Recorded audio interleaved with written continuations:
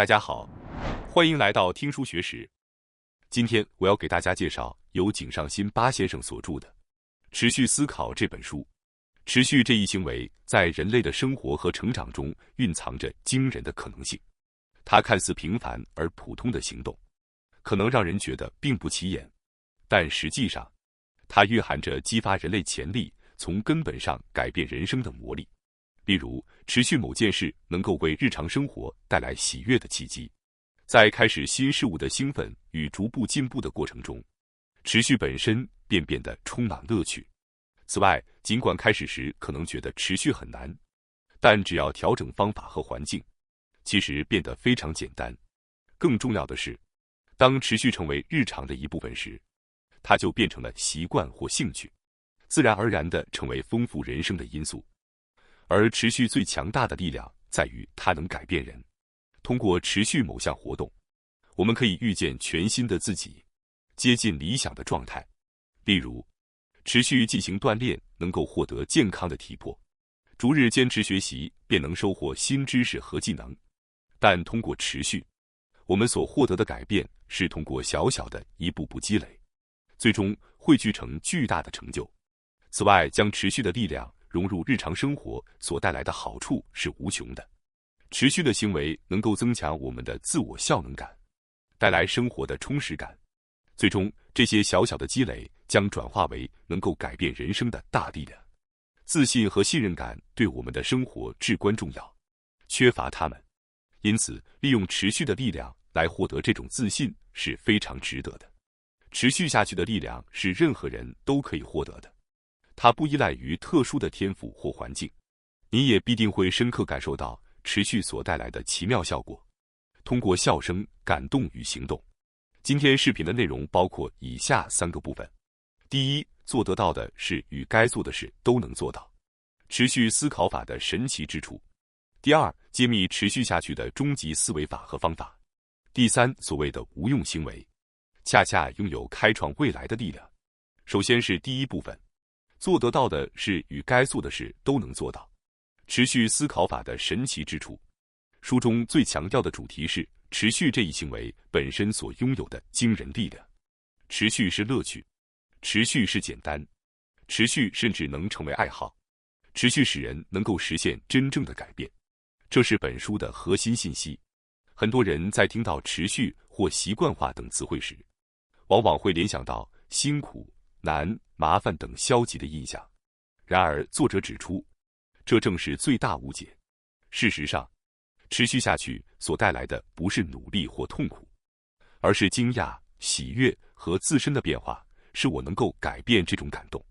开始时可能是微小的步骤，但随着时间的推移，它会带来明显的成果，最终产生足以左右人生的巨大变化。即使听到持续很有趣，也可能很多人无法理解，但如果我们思考为什么我们常常无法持续下去，就会发现，很多人根本不理解持续的机制。我们无法持续的原因是我们过于依赖意志力，尽管我们常常鼓励自己要靠强大的意志力坚持下去，但这种决心往往在忙碌的生活和内心的波动中消失。每次经历挫折时，我们都会觉得自己是一个无法坚持下去的人，甚至连自己决定的事情都做不到，陷入自我否定中，最终让坚持变成一种痛苦。但本书详细解读了如何彻底设计出一个持续行动的系统，重点在于不依赖意志力，而是依赖习惯化的力量。通过将日常行为拆解成小单位，创建一个无压力、自然能够持续的系统，我们可以轻松并愉快地坚持下去。例如，巧妙利用时间、地点以及触发行为等因素，将持续的习惯融入日常生活中，能够在不经过思考的情况下，像自然反应一样坚持下去。这种方式不仅能够轻松地持续做下去，且能在不断积累小成功的过程中逐渐增强自信。这种自信又会促使我们迎接更多的挑战。最终，我们会发现自己已经变成了一个能坚持到底的人。而在这个过程中，我们原本认为麻烦或者不擅长的事情，可能会在不知不觉中变得有趣，甚至变成自己喜欢的事情。这一过程如同魔法一般，让我们亲身感受到坚持的魅力。本书不仅分享了如何坚持的技巧和具体方法，还深入探讨了坚持对我们生活的影响。许多人在开始做某件事时，过于重视效率，试图从一开始就做得完美，设想好最佳的做法、最合适的工具或最有效的步骤，结果反而因为追求完美而陷入停滞，无法迈出第一步。那该如何做呢？作者建议，最重要的是不考虑效率与正确性，首先应该做的就是开始，专注于坚持而不是完美。例如，每天读1页书的习惯，许多人会想，如果读书就应该学会速读，或者高效吸收信息，但实际上，这种完美主义往往会成为拖延的原因。然而，如果设定一个目标，例如每天读1页书就好，压力就会变得非常轻松。随着时间的推移，自然会觉得再读一点也没关系，从而将阅读量从1页增加到2页、5页。通过这种方式，将成果和效率放在后面，专注于养成持续做事的基础能力，长期来看会带来巨大的成果。尤其在现代社会，信息过于繁杂，很多人在开始之前都会想着必须采用正确的方法，用最快速的方式取得效果。人们容易这样想，但这其实是你无法坚持下去的一个主要原因。无论采用什么方法，首先要做的就是行动。如果效率稍微差一些也没关系，反正可以后续改善。最重要的是先开始。此外，作者还提到，要培养持续下去的能力，小小的成就感积累非常重要。对于无效的努力是否浪费时间这个问题，作者给出了明确的回答：无论方法多么低效，只要能够坚持下去，都会有所收获。例如，做健身训练时，随着时间的推移，您可能会意识到某种动作容易导致受伤，于是自然就会改进。相比于一开始就追求完美的动作，这样的领悟会更加深刻，更加符合自己的身体状况。作者建议，我们应该摆脱对正确努力陷阱的追求，专注于持续做事。一旦开始持续做某件事，自然会掌握高效的方法和获取成果的知识。当基础的持续力得到培养后，就能顺利过渡到提升技巧和成果的阶段。因此，当你想开始做某件事时，不要急于追求效率或成果，而是要从先开始做着手，首先行动起来，享受过程。长期来看，这将带来巨大的成功与成长。在这个过程中，您将逐渐意识到坚持本身的魅力，并扩展自己的潜力。如果我们不急于追求成果或效率，只是专注于无思考的开始，似乎也能做得到吧。首先，不管是什么事情，先尝试用自己的方式做一次，然后当您习惯了自己的方法并能够持续下去时，再去寻找更高效的做法也不迟。无论如何，行动起来才是最重要的。先迈出第一步，再去考虑更好的方法。在您跑步的时候，甚至可以一边思考如何提高效率，因为很多人都只是站在那里考虑该穿什么鞋、怎么跑步、跑多少公里、去不去健身房等等，最终却什么都没做。既然我们明白了开始行动是最重要的，接下来我要提醒您注意的另一个点是，决心自己去做。决定自己去做这件事，我们会觉得做事情很无聊，往往是因为有被迫做的感觉。比如，我得学习，我得打扫，我得健身，必须做这些事情。这种想法让一切变得乏味。因此，我们要首先去除这种想法，告诉自己，我决定自己去做，我想做这件事。这种小小的视角变化会给您的行动带来巨大的变化，因为这不是一种不得不做的义务感，而是基于我想做的自主选择。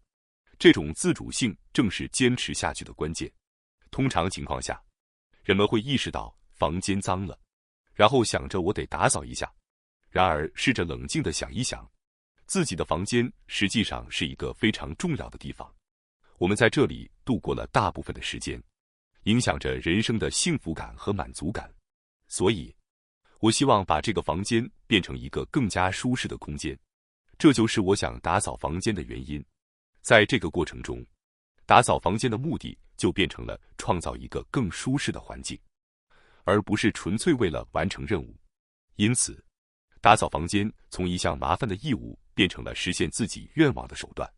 这对于学习或信息收集也是一样的。当你想着我得学习时，知识的积累变成了一个痛苦的负担。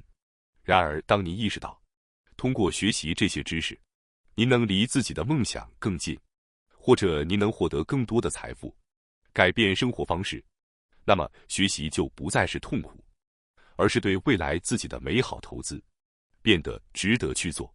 简单来说，把必须做转变成想做，您的行动方式就会发生改变。只要是自己真心想做的事情，即便是再小的行动，也能愉快地坚持下去。因为当您觉得自己是在选择做这件事，而不是被迫去做时，会产生惊人的动力。因此，首先要做的是做出一个积极的决定，告诉自己我要做这件事。您可以大声说出来，也可以在心里坚定的决定，甚至把它写下来，贴在墙上也是有效的。从必须做到想做的转变，将会改变您的行为，成为改变人生的第一步。当您意识到这一点时，您会发现自己的行动自然变得更有乐趣，最终变成一种习惯，持续下去。如果您现在想，我其实不知道自己想做什么，这也是许多人面临的问题。很多人都听过找出自己想做的事，去做自己喜欢的事，过自己想要的生活这样的说法。但是说实话，不知道自己想做什么也是很常见的。那么，针对这种情况，作者给出了以下建议：先做点什么，不管是什么。其实，当您开始做了之后，可能会发现意外的有趣，甚至会觉得我还挺喜欢这个的。不管多么微不足道的事，都可以尝试，都可以。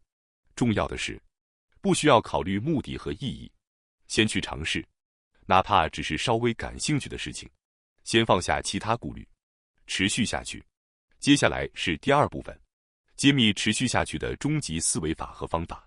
当您考虑想要持续做某件事时，其实有一种非常简单的方法可以帮助您成功，那就是决定每天做。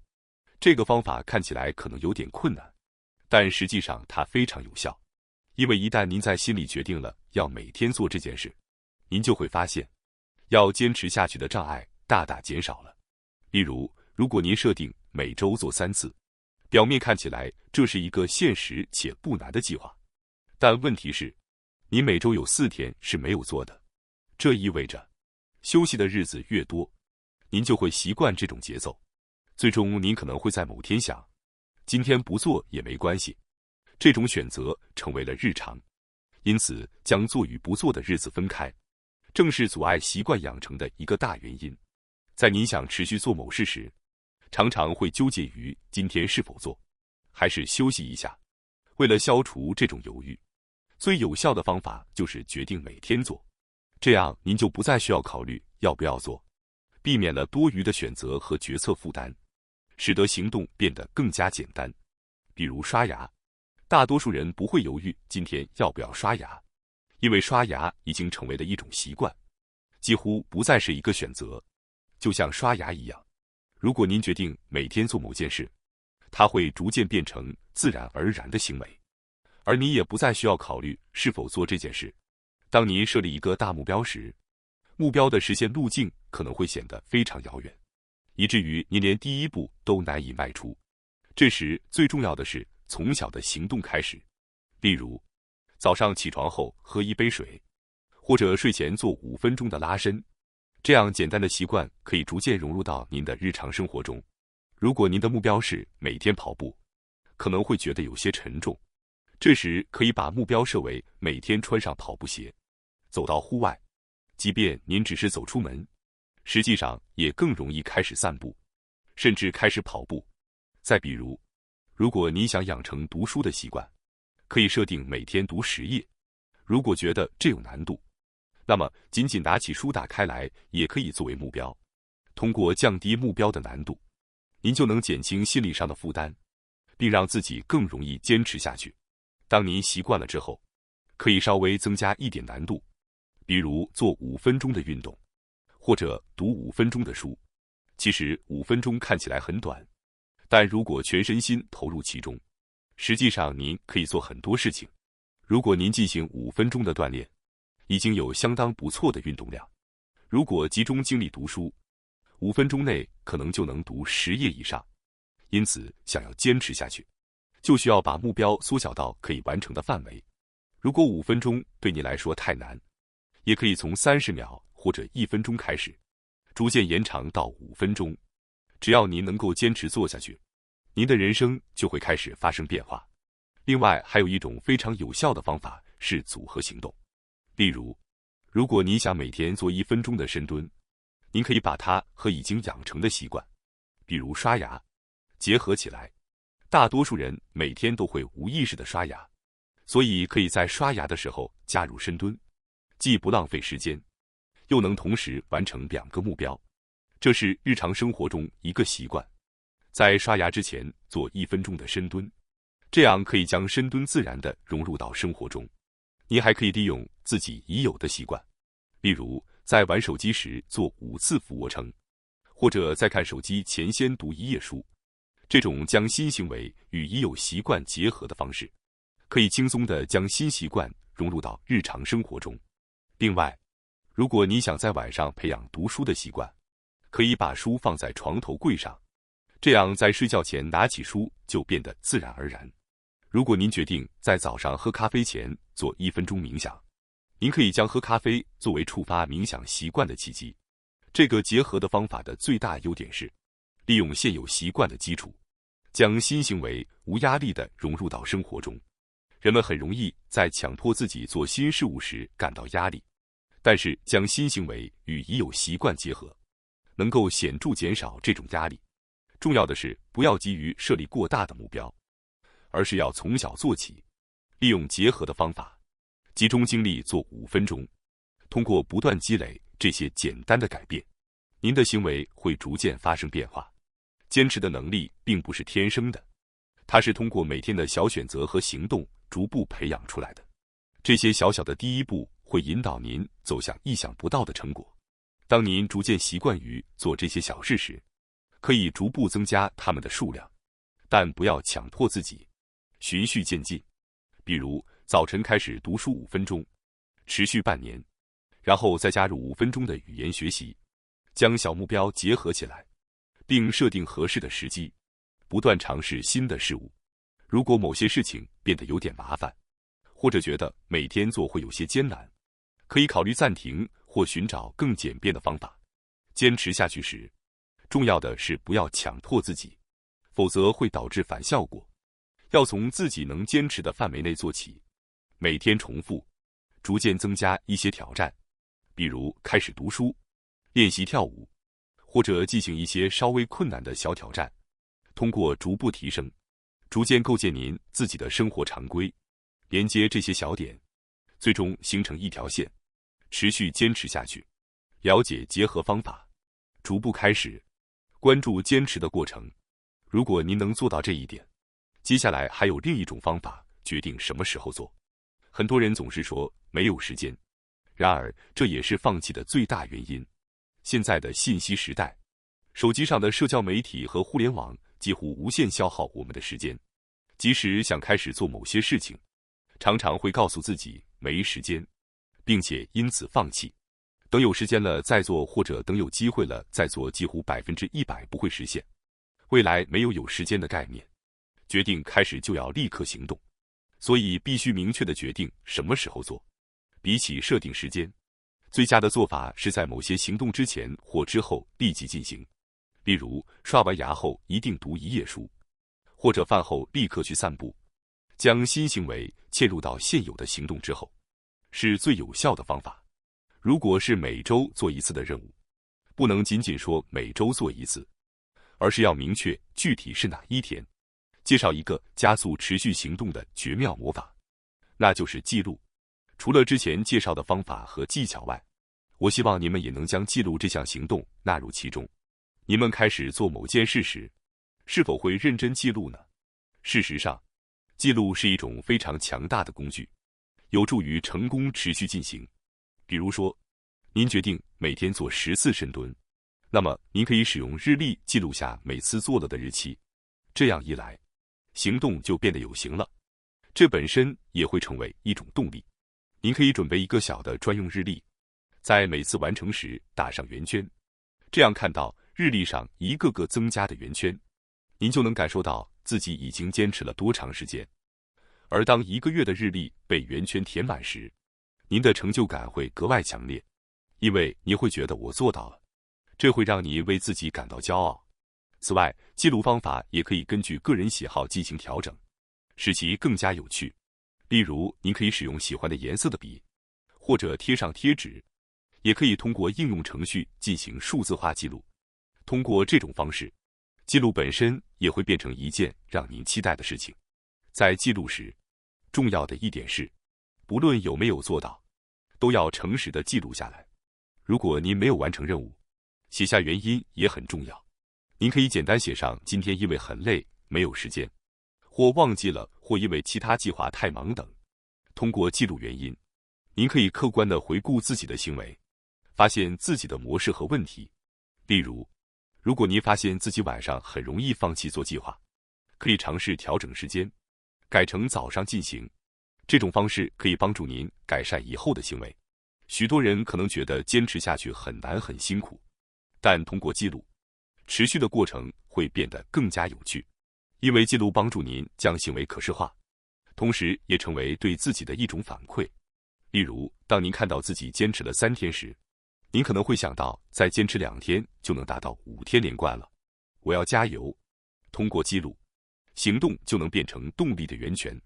记录还有一个作用，那就是将现在的自己与未来的自己连接起来。比如开始时，您可能只能做10个深蹲，感到很疲惫，但随着时间推移，您可能会写下自己已经能做20个了。这时，您就能清晰地感受到自己的成长，看到自己不断进步的过程，这会带给您巨大的信心。这种信心是非常重要的，不论采用何种形式，都要开始记录。比如记录运动时，可以在日历上写下今天做的运动内容，例如深蹲10次，拉伸5分钟，这样您可以清晰地看到自己的具体成效。记录饮食也是一个好方法，记录每天健康的饮食，关注自己是否保持了均衡的饮食。如果你喜欢阅读，可以记录今天读了多少页。通过持续记录，习惯养成的难度会大大降低，您将能够在享受的过程中坚持下去，即使只是在某一天打上一个小圆圈，也能获得巨大的满足感。只需要立即拿出日历或笔记本，从记录一些小小的行动开始，那一小步将会为您带来惊人的持续力，并让您的生活变得更加丰富多彩。接下来是第3部分，所谓的无用行为，恰恰拥有开创未来的力量。大家有没有觉得做某些事似乎毫无意义，或者没有明确目标的行动，或者看起来没有成果的行为？这些看起来无用的行为，若我们坚持做下去，可能会带来意想不到的机会或巨大的成果。有一个著名的故事，有一个旅行者看到3个男士正在堆砌石块，于是问他们：你们为什么在堆砌这些石块？第一个人回答说：我只是在堆石块，工作枯燥乏味。第二个人回答说：我在建造一面大墙，这墙将养活我的家人。第3个人则满怀激情地说：我在建造一座历史性的教堂，这是伟大的工作。虽然3个人都在做相同的事情，堆石块，但他们的心态和视角却大不相同。这个故事常被作为一个关于目标与意义的经典例子，强调那些有远见并怀有目标的人更为出色。然而，作者提出了一个问题：所有人都必须像第3个人那样吗？事实上，第一和第2个男士也在各自的岗位上认真工作，尽职尽责。